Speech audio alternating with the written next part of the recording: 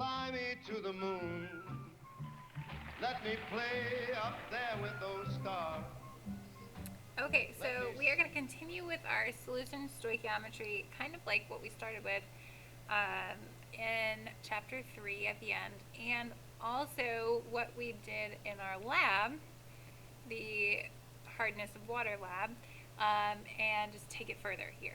Okay, so the front page of the notes you can do without the video. Define the words based on what's in the textbook, and then watch that first video listed.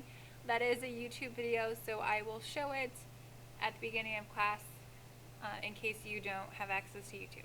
Okay, and then answer all those questions on that front page. So level 16, we're going to talk about the ions in solution. Okay, so a solution contains the solute and the solvent, and one useful property for a solution is its electrical conductivity, meaning how much does it conduct electricity through it. Well, if it conducts a very good or strong current, we call that a strong electrolyte. So pictured all the way to the left would be a strong electrolyte. A solution that only contains a small amount or can conduct a small amount, we call a weak electrolyte. So the middle picture, if the light bulb is dimly lit. Or if it does not conduct at all, we call that a non-electrolyte. When pictured at the right, there is no light bulb turned on at all. Okay? So strong electrolyte conducts very good electricity. Weak, a little bit, and non, not whatsoever. Okay, so one guy who really studied this was Svante Arrhenius. He was the first scientist to have a basis for the conductivity of solutions. He came to believe that the conductivity of solutions came from the presence of ions in the solutions. So he predicted that the ability of a solution to conduct the electricity depends on the number of ions present. So the more ions you had, the better conductivity you have. So for strong electrolytes, these are substances that are completely ionized when they dissolve in water, meaning that it breaks apart into its cations and anions. And we say that when they break apart, they become hydrated, meaning the ions are surrounded by the water molecules. It's not pictured here, where in the picture here it talks about sodium chloride dissolving and breaking apart into its ions. You don't see the water molecules, but on that video at the beginning that you had to watch and draw a picture of on the front page of the notes, that shows you the hydration process, where the waters form around each of the ions in special ways. Okay? And because it's hydrated, they can't go back together. So, Arrhenius also studied acids. And from his substances, he proposed that an acid is something that produces an H plus ion, or sometimes called a proton, when it dissolves in water. Because we know that many acids produce H plus. That's our definition of an acid today.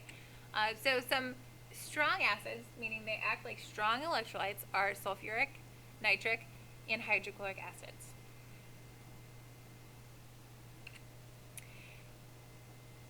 A third class of important things he talked about are strong bases.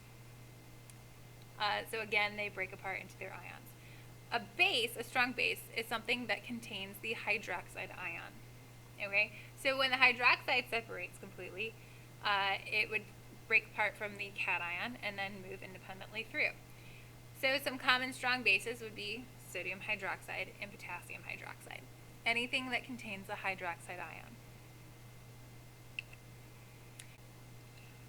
A weak electrolyte is something that will conduct electricity, but not very much. So it does exhibit a small degree of ionization in water, but not nearly as much as a strong electrolyte.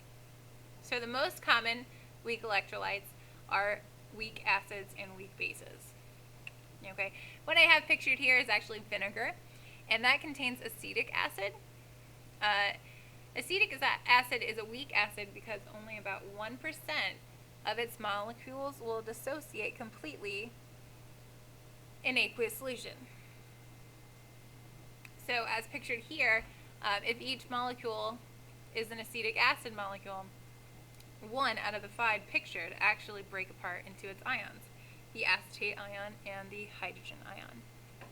So not everything breaks apart. The most common weak base that we have is ammonia, which is NH3. When ammonia is dissolved in water, it creates ammonium ions and hydroxide ions. Because the ammonia doesn't break apart, it takes a hydrogen from the water molecule and creates ammonium, the polyatomic ion ammonium. And so then the hydroxide is left over from the water, like pictured below. And so just like acetic acid, ammonia only has about 1% of its molecules completely dissociate. A non-electrolyte is something that dissolves in water, but it doesn't produce any ions. So some examples would be like table sugar. When you're making tea and you dissolve your sugar in the tea, the table sugar dissolves, but it doesn't actually have any ions. It shouldn't conduct electricity. Same with ethanol. That is another organic compound that does not have an ion present. So picture below would be sugar molecules dissolving, getting surrounded by those waters. Okay? So that is the end of level 16. Go ahead and work on the problems for level 16, numbers 15, 23A through C, and 24. And I will answer questions tomorrow.